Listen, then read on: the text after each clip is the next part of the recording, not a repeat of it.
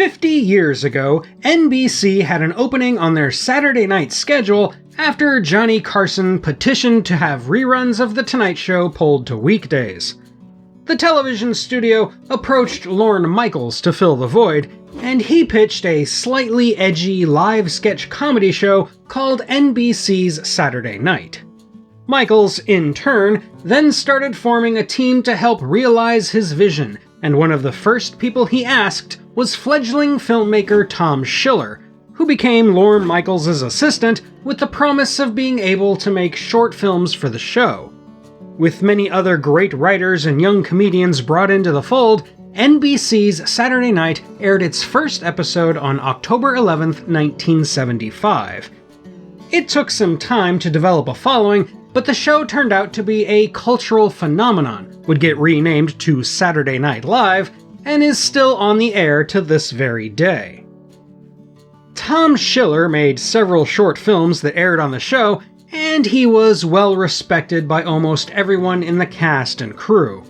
His humor was a little more intellectual and cultured than typical SNL fare, and his shorts were shot to look like they were found in an abandoned film vault, but he nevertheless became a key ingredient to the show's success, with many of his segments becoming fondly remembered classics.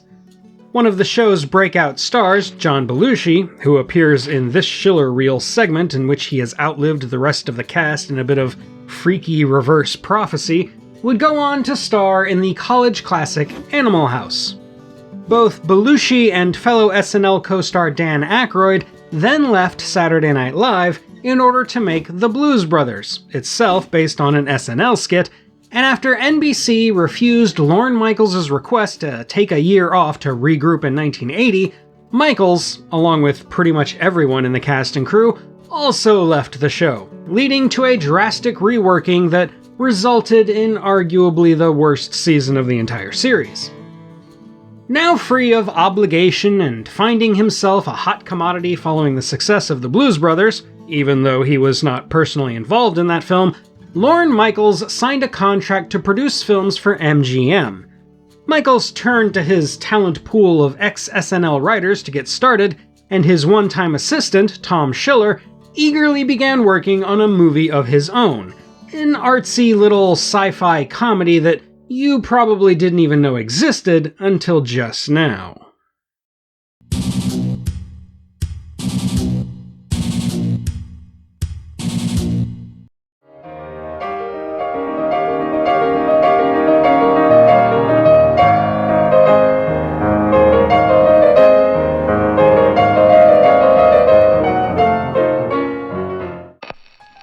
Adam Beckett knows one thing. He is an artist. He doesn't know what kind of artist or even what medium he should work with, but he is sure he was born for the arts. He goes to New York after spending time abroad, determined to find his passion, and while there, he meets an inner sanctum of men who control the destiny of all mankind and who need his help to bring love to the one place they cannot reach, the moon. Adam then boards a city bus to our celestial neighbor, where he is fated to meet the love of his life and finally learn what can turn him into the artist he has always dreamed of becoming. One thing you have to understand about Metro-Goldwyn-Mayer in the early 80s is that it was in absolute turmoil as a film studio. Yes, it had the prestige of being one of the original Big Five studios of Hollywood's golden age, but after a decade of diversification, dwindling profits, and few genuine box office hits, the MGM name wasn't what it used to be. It had outsourced its distribution to United Artists in the early 70s, but when the production half of the business was finally separated from the Las Vegas hotel business, it was able to ramp up production and, after the disaster that was United Artists' Heaven's Gate, purchased United Artists to become MGM UA Entertainment. Still, it was all a bit of a mess, with a revolving door of executives and not much money to throw around. When MGM made their deal with Lorne Michaels, the studio heads were looking for another Blues Brothers, a low-budget SNL comedy with mass-market appeal to turn an easy profit. Michaels had a few different ideas in mind, But the first thing that he was ready to put into production wasn't anything like that. Instead, it was a passion project by an offbeat first-time director, Tom Schiller, and Michaels sold it as something akin to an early Woody Allen picture. The studio, maybe not fully understanding what he meant, greenlit the project on a budget of between $2.5 and $3 million, and Schiller, who had already gone above and beyond with a script and storyboards at the ready, began official work on Nothing Lasts Forever. For his part, Michaels took a back seat as producer, seeing his role as more of a buffer between the studio and director. However, the studio, seeing Schiller as something of a budding golden goose, slyly inserted itself between them, making subtle demands directly to Schiller that Schiller, as a naive young director, agreed to without consulting his producer. The MGM executive in charge of Nothing Lasts Forever, the hilariously named Bodie Boatwright, and no, that name didn't come from the internet, seemed to have more pull in the end. But she was a believer in Schiller and in the project, and she did her best to not sabotage his vision for the film. The lead role of Adam Beckett, a character not so subtly based on a young idealistic Tom Schiller, went to the unknown at the time Zach Galligan, who beat out other future stars like Matthew Broderick, Matthew Modine, and Sam Robards. Galligan was still in high school at the time and had to miss the last month of his senior year in order to film the movie, though he still got credit towards graduation. The rest of the cast is made up mostly of SNL alumni and other people Tom Schiller wanted to work with many minor roles and extras being filled by inexperienced people he essentially pulled off the street because they looked weird or interesting on camera, a trick Schiller learned from Fellini. For the SNL guys, he cast Dan Aykroyd as a Port Authority worker, a role specifically written for him, and Bill Murray as the antagonistic bus steward. Chop! Chop! Both Aykroyd and Murray worked for scale, which caused legal complications later down the road, preventing their names from appearing on the film's, albeit extremely limited, marketing. The role of Hugo, the homeless man who leads Adam into the inner sanctum, was written for John Belushi, who passed away unexpectedly 6 weeks before the start of filming.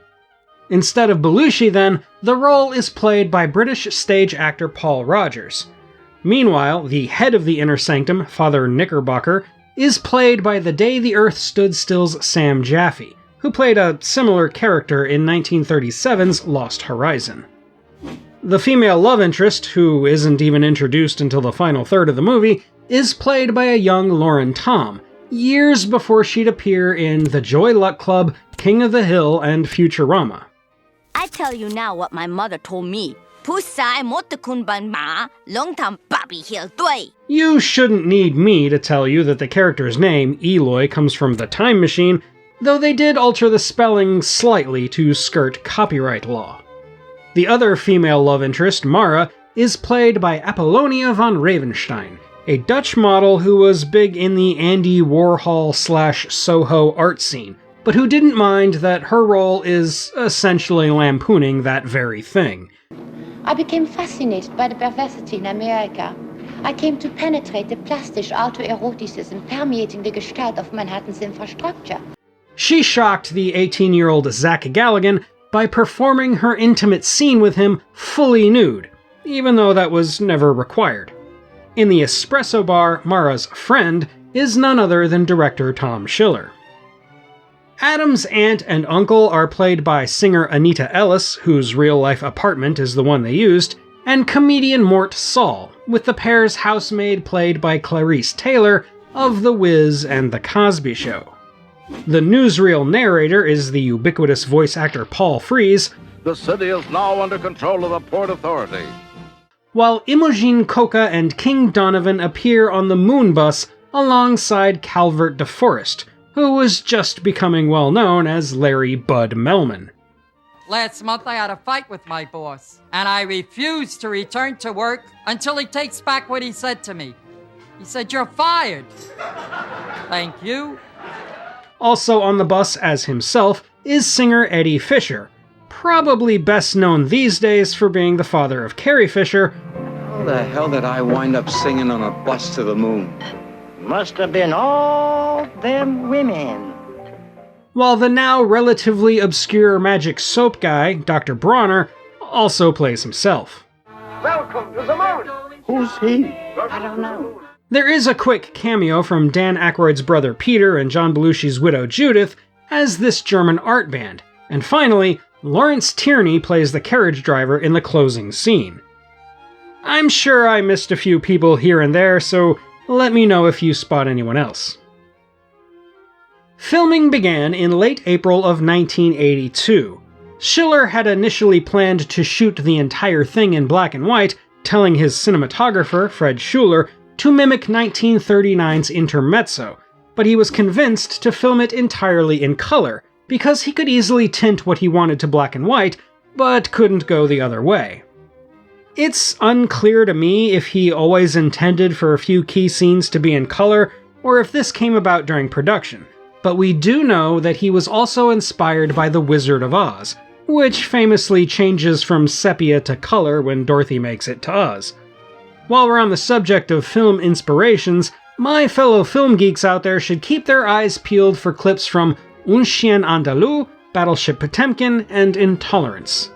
Another fun bit of movie trivia is that this backdrop, used as the moon, is the same one that served as Altair 4 in MGM's Forbidden Planet. It was found rolled up in a storage closet, collecting dust. For the music, Lorne Michaels brought in his childhood friend and frequent collaborator Howard Shore, who had been the musical director for a few seasons of SNL and had, by the time of Nothing Lasts Forever, already broken into film scoring and started his lifelong career with David Cronenberg. Unconventionally, Shore was present on set for much of the film, and there was a bit of a struggle in post about whether Schiller would keep Shore's score or use his own working scratch track. Thankfully, Shore won out in the end with the help of Lorne Michaels. Normally, this is the point in the video where I'd talk about a film's release, box office numbers, critical reception, and legacy. But Nothing Lasts Forever didn't really get much of a theatrical run. When it was finally screened for studio execs in 1982, they really didn't like it or know what to do with it. With the studio struggling to turn a profit outside of James Bond, they didn't want to risk a high-concept art film, and they got pretty annoyed at Lorne Michaels, eventually terminating his contract. Then they refused to market the film, much less release it. They didn't even let Schiller show it at Cannes, even though the film festival's general advocate loved it and tried to get it to play for a European audience 2 years in a row.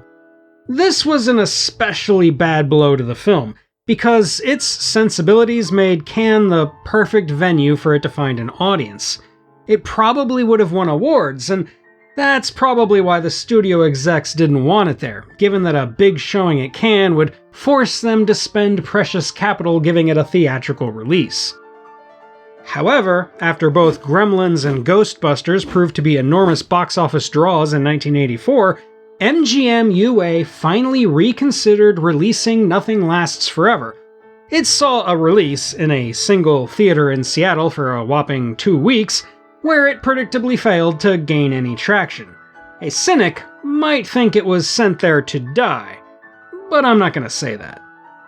Prints would find their way to small independent theaters here and there over the years, and Nothing Lasts Forever did occasionally get a few midnight releases, though for whatever reason, the studio would clamp down on these with threats of legal action. Similarly, when it found its way onto YouTube a decade ago, MGM had it taken down. In fact, even though I've never had any issues with MGM properties in the past, there's a decent chance this video will get demonetized by copyright disputes. So, let me digress for a second and shamelessly plug my Patreon, where you can get early access to videos, vote on future topics, and more. The more support I get there, the more risks I can take here, which means more videos like this one. Anyway, there have been legitimate ways to see the movie, especially overseas. There have been sanctioned screenings, usually introduced by Tom Schiller or Bill Murray, and it has appeared on television more than once, including on TCM in America. It's never gotten a physical home video release though, and when pressed for reasons, all MGM has said publicly is that there are quote-unquote legal difficulties. And that's a shame, because Nothing Lasts Forever is a fascinating little gem of a movie that has managed to maintain a small but dedicated cult following. I can't tell you where to find it for yourself. All I can legally say is that you should contact MGM and urge them to release it, but I can tell you it's a movie most people who find my channel should be able to appreciate. MGM was probably wise to not try to release it to general audiences, because Nothing Lasts Forever doesn't have mass market appeal. No matter how much I love it and champion it here, there's no denying that a lot of people would just not get it. It's unconventional in just about every sense of the word, in that it doesn't follow Hollywood scriptwriting rules, isn't shot like a typical movie, and doesn't shy away from going over the audience's head with obscure references and inside jokes. It is filmed like it was made in the 30s, and it expects you to at least recognize that it's designed that way in every respect, from the kitschy costumes to the goofy effects, and from the playful music to the exaggerated acting. It also has wild swings in genre and a persistent lack of narrative logic, where it goes from the story of a young artist trying to find himself in a satirical version of the Big Apple, to the story of a guy who accidentally smuggles himself on board a bus to the moon where old people go to engage in prime gift shopping. It's a surreal fever dream of a movie that defies convention and expectation, and if you're not at least a little lost while watching it, you're probably not paying enough attention. That said, I really do love this movie. Its identity crisis mirrors that of its protagonist and of the filmmaker behind it, and its stubborn refusal to conform to something easily digestible is what makes it so unique and interesting. It's also laugh-out-loud funny, whether you get the joke or not. Even if you don't recognize how Schiller is taking jabs at Italian neo-realism, Dadaism, and early 80s New York intellectuals, you can still be amused by the absurdity of an art piece where a half-naked German man walks on a treadmill while counting to 1,000,000. 1005, 1006, 1007.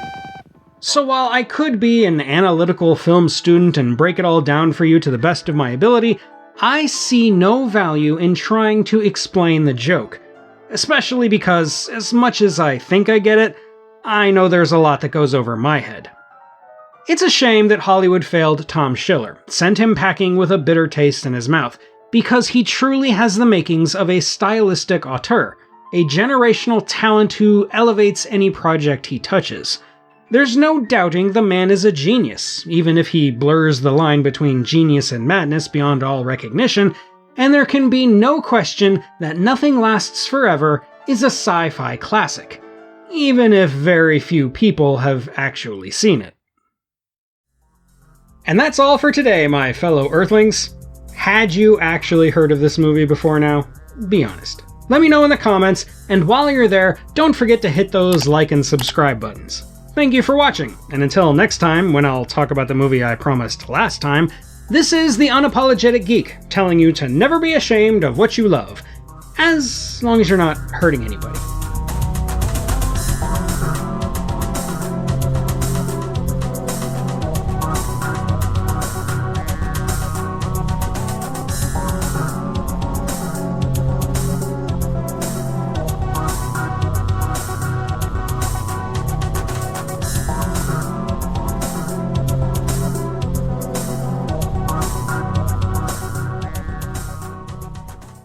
No! 3000, 3001, 3000.